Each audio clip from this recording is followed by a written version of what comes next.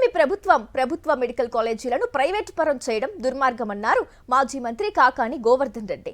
సొంత వ్యక్తులకు అప్పజెప్పేందుకు ప్రయత్నిస్తున్నారని మండిపడ్డారు.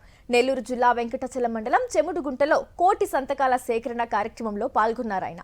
మెడికల్ కళాశాల ప్రైవేటీకరణకు వ్యతిరేకంగా సంతకాలు సేకరించారు. సంక్షేమ కార్యక్రమాలు అమలు చేయకుండా మోసం చేసి ఈరోజు మరొక ప్రక్క ప్రజలకు సంబంధించినటువంటి ఆస్తిని ప్రైవేటు వ్యక్తులకు కట్టబెట్టి ఈరోజు ముడుపులు మింగాలనేటువంటి దుర్మార్గమైనటువంటి ఆలోచనకు శ్రీకారం చుట్టాడు. కాబట్టి ప్రజల్లో పెద్ద ఎత్తున నిరసన తెలిసారు. జగన్మోహన్ రెడ్డి గారి నాయకత్వాన్ని తిరిగి కోరుకుంటున్నారు.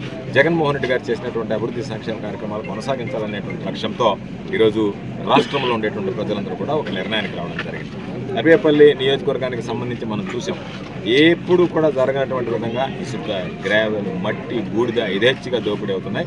చివరికి తాను చెప్పినటువంటి కాంట్రాక్టులు తనకు ఇవ్వలేదు అని చెప్పి థర్మల్ విద్యుత్ కేంద్రం ప్రభుత్వ జెన్కో మీదనే ఈరోజు చంద్రమోహన్ రెడ్డి మనుషులను పంపించి దాడులు చేయించాడు.